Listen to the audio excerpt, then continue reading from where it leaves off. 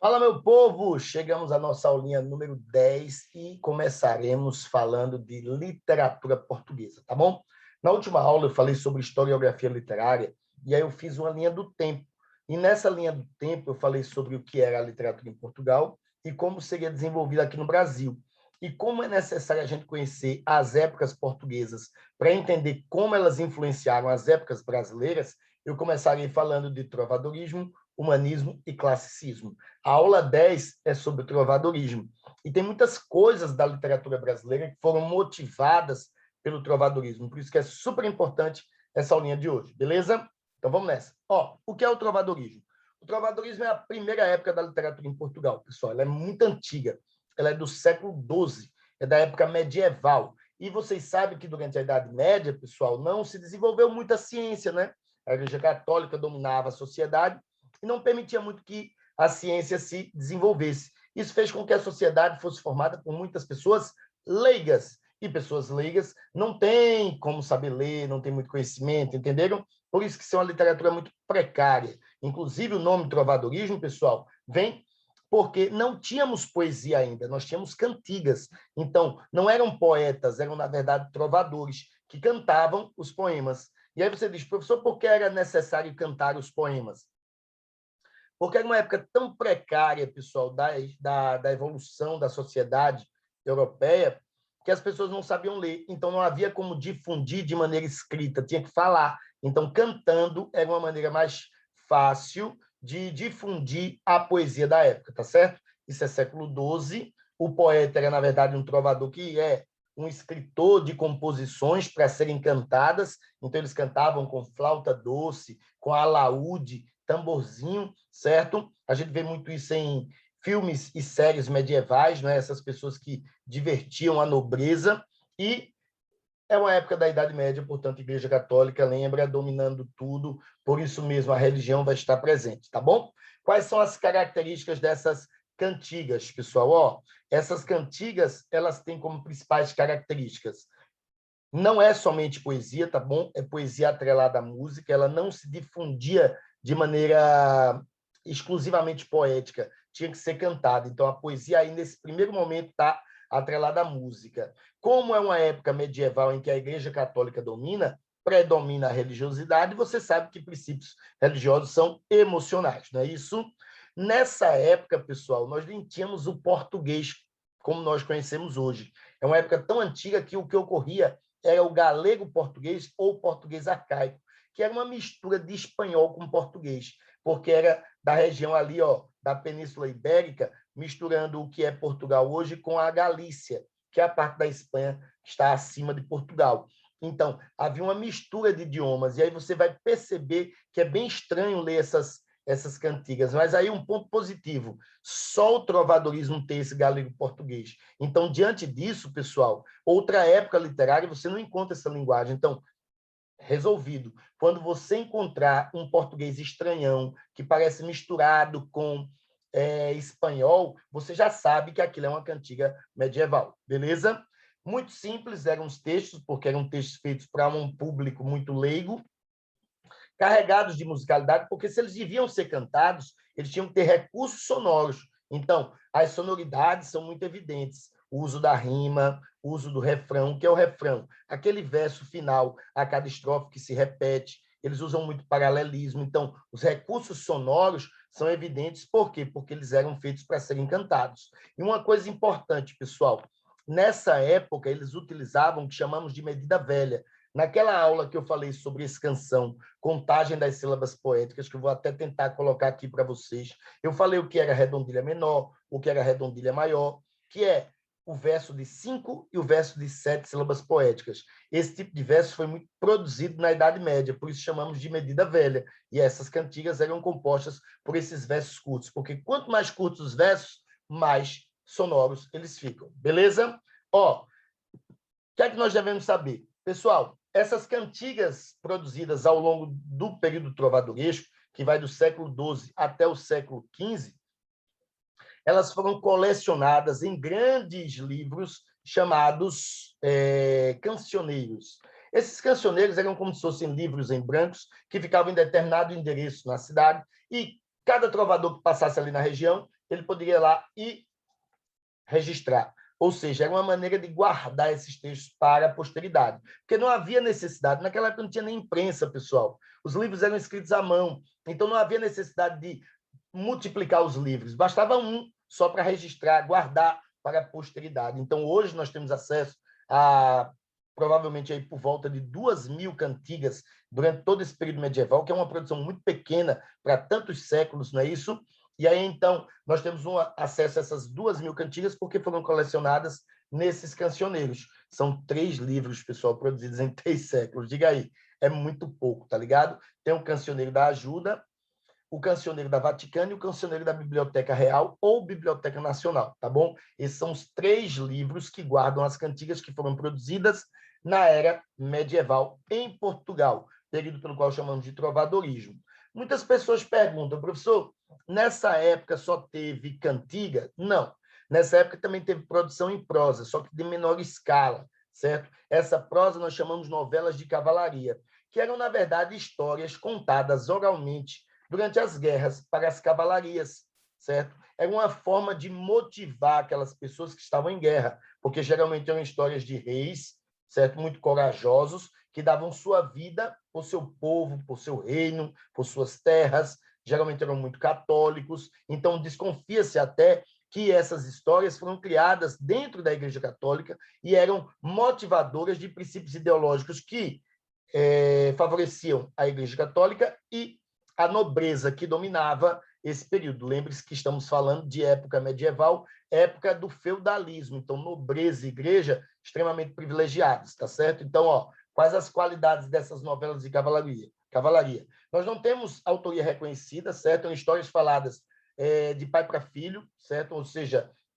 transferidas oralmente, boca a boca, tá certo? A narração era oral, mas é bom lembrar que era prosa narrativa, por isso que são novelas de cavalaria, não é isso? Novelas são textos narrativos. Eu falei aqui no vídeo que eu defino gêneros literários, isso para vocês. Os textos eram motivadores de valores ideológicos católicos e ligados à nobreza, ou seja, era uma maneira de fazer com que a cavalaria tivesse orgulho daquilo que ela estava fazendo, daquela guerra que ela estava participando. Ou seja, era tipo assim, ó, faz assim que vai dar certo, entendeu? Se ligou? Era influência da igreja e da nobreza para as cavalarias que estavam lutando em guerras. E os temas eram medievais, né? A história de Rei Arthur, tem o ciclo bretão.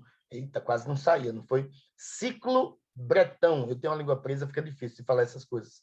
Ó, ciclo bretão seria o ciclo de histórias, certo, do Rei Arthur. Tem o ciclo carolíngio, que seria o ciclo de histórias de Carlos Magno. E essas histórias eram contadas de grandes conquistadores, de pessoas muito corajosas, fiéis à Igreja Católica. Isso terminava motivando as cavalarias, tá certo? Só que o que há de mais importante mesmo nessa era trovadoresca, pessoal, são as cantigas. E as cantigas elas vão ser divididas em 2 tipos. Tem as cantigas líricas, que são aquelas que tratam de temas amorosos, e tem as cantigas satíricas, que são aquelas que fazem crítica social com caráter humorístico, tá certo? Essas são as 2 modalidades de cantigas. Só que as cantigas, pessoal, elas são divididas em líricas e satíricas, mas dentro das líricas temos 2 tipos, e dentro das satíricas temos mais 2 tipos.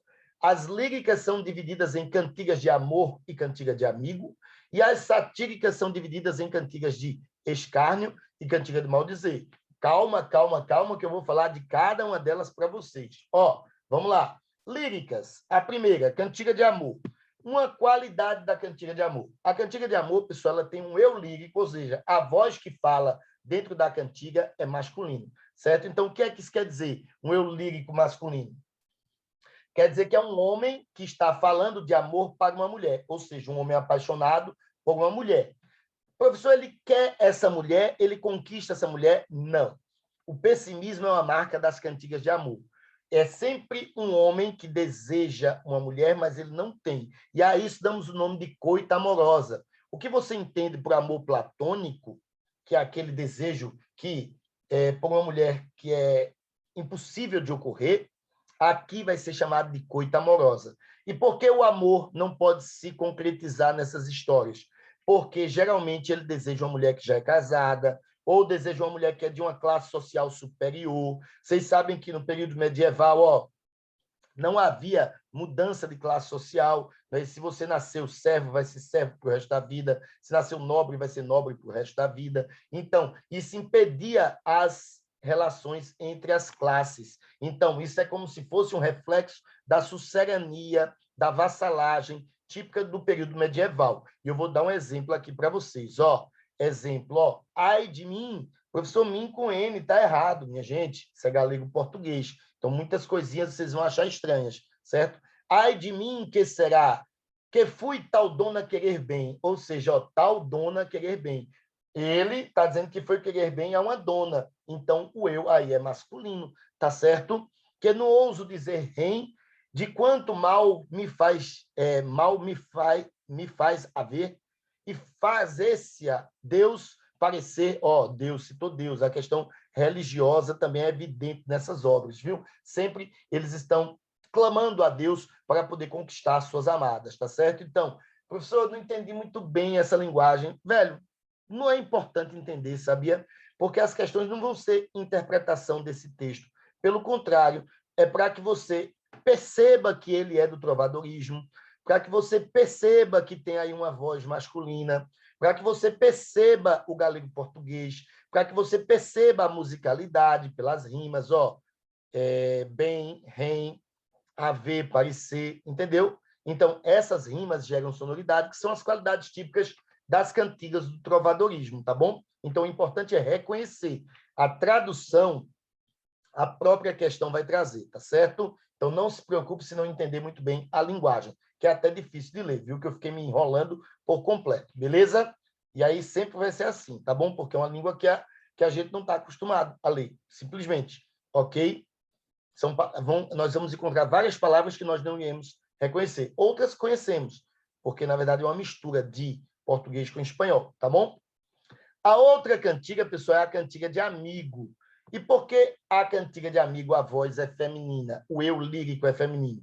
O termo amigo hoje, pessoal, nós falamos que amigo é aquele companheiro, aquele parceiro, né?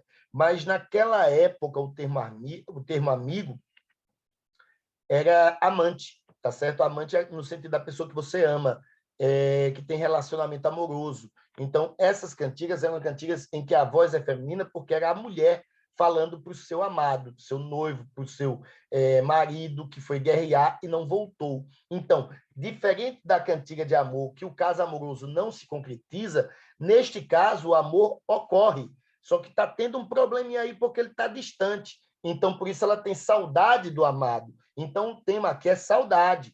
Ela pede para que ele volte, certo? Então, o caso amoroso existe, ele só está distante devido ao fato de ter ido para a guerra e não voltou ainda. Então, geralmente, sempre vai ser, desculpa, uma voz feminina.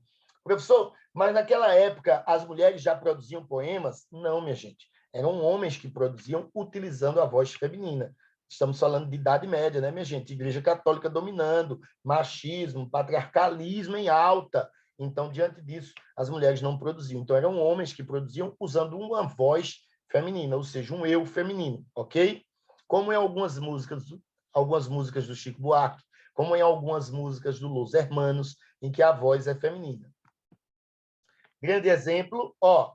Ai, flores verde pino, se saberes novas de meu amigo, ai, Deus, é o é. Veja que clama a Deus, tá bom? E pergunta às flores. E por que esse ato de perguntar às flores por seu amigo? Ou seja, se perguntou por amigo, por seu amante, por seu amado, é a mulher falando para um homem, tá bom? Se é a mulher que fala, a voz é feminina, beleza? Ó, uma qualidade desse tipo de cantiga. As cantigas de amigo, geralmente a mulher fala com coisas que não respondem. Ou ela está dançando com suas amigas, ou conversando com sua mãe, ou falando com coisas que não respondem, com flores, com mar, com árvores. E por que ela faz isso, professor? Porque falar com coisas que não respondem remete à ideia de solidão. E a ideia de solidão representa essa condição de distância do amado dela, entenderam? Então, falar com coisa que não responde é típica da cantiga de amigo, tá bom? Aí, das satíricas, pessoal, eu começo com a cantiga de escárnio. E uma qualidade da cantiga de escárnio, ela faz críticas à sociedade, só que essa crítica é indireta. O professor fazia críticas à nobreza, ao clero, à Igreja Católica. Gostei de ver. Não, minha gente. Fazer críticas desse nível era pedir para ser preso, tá bom? Morrer na masmorra, na guilhotina, nos tribunais de Santa Inquisição. Lembre-se, Idade Média. No caso, essas críticas eram para pessoas da sociedade, então era coisa muito mais relacionada a bullying do que questões políticas e sociais. Claro que em alguns momentos eles faziam alguns posicionamentos críticos sociais, tipo criticar o cara porque ele maltrata o cavalo, aí cabe uma condição social, mas nunca contra o poder da nobreza e contra o poder da igreja, tá bom, pessoal? Ó, o exemplo aqui, ó, ele está criticando a dona porque a dona é velha e feia, tá vendo? Bullying total. Estamos falando de Idade Média, né, pessoal? Então, ó, ai, dona feia. Perceberam que ele não disse o nome dela, né? Ele disse que ela é uma dona feia. Ele não especificou. Ao não especificar, isso aqui é uma crítica indireta. Essas críticas da cantiga de escárnio, elas eram críticas mais sutis, eram críticas mais irônicas, não era muito, tipo assim, pesado, tá ligado? Pesado é a outra que eu vou citar para você já já. Então, ó, ai, dona feia, foste vos queixar que vos nunca louvei meu trovar, esse trovar aqui é trovar, é a cantiga, entendeu? Porque em espanhol B e V se confundem, né? Então seria, você foi se queixar que eu nunca cantei para você, né? Mas ora, quero fazer um cantar em vos louvar, e vos louvarei todavia. E vedes como eu quero louvar a dona feia, velha e sandia. Ou seja, ele critica uma pessoa, mas não diz quem é essa pessoa, ele diz apenas que é uma dona feia, tá certo? Uma senhora feia e velha, ainda diz que é velha, ou seja, bullying topado, viu, pessoal? A última aqui, ó, é a cantiga de maldizer. E o nome já diz, né, minha gente? Maldizer é porque fala mal mesmo. É na cara, tá ligado? É falando na cara. E diz o nome da pessoa. Por isso essa crítica é mais direta.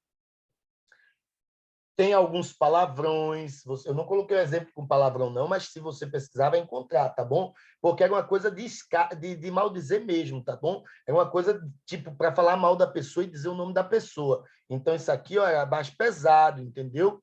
Era coisa grosseira. Ó, trova não fareis como Provençal, mas como Bernaldo e Bonalval. O vosso trovar não é natural, viu? Ele disse que não vai fazer uma trova igual desses caras. Ele citou os caras. Ai de vós como ele e o demo aprendestes, em trovardes mal vejo eu o sinal das loucas ideias em que empreendestes. Ou seja, ele está falando mal dessas duas figuras, Bernaval, o de Bonaval, certo? Ou seja, ele citou o nome das pessoas. Eu não coloquei um aqui que tivesse críticas muito pesadas, porque aqui é aquela crítica em que um trovador fala mal do outro, tipo os repentistas do Nordeste, não é isso que Caju e Castanha, por exemplo, é sempre um falando mal do outro. Esse tipo de cantiga de maldizer influenciou bastante, pessoal, os repentes nordestinos, inclusive toda poesia trovadoresca tem influência na literatura de cordel, nos repentes nordestinos, tá certo? Gerou muita influência. E essa daqui seria a cantiga de maldizer, que é aquela mais grosseira, mais pesada, que em alguns momentos usa até palavrão, mas a qualidade mais marcante que você deve guardar é que ela é direta. Ela vai falar o nome da pessoa pelo qual ela está criticando, tá certo? Espero que vocês tenham gostado da nossa revisão de trovadorismo. Próxima aula eu falo de humanismo. Esse material aqui, ó, eu vou deixar à disposição de vocês lá no meu perfil do Passeio Direto e o link está aqui abaixo. Valeu, pessoal. Foi muito bom estar com vocês. Até uma próxima aula. E a próxima, você já sabe, é Humanismo em Portugal. Valeu, até mais. Tchau, tchau.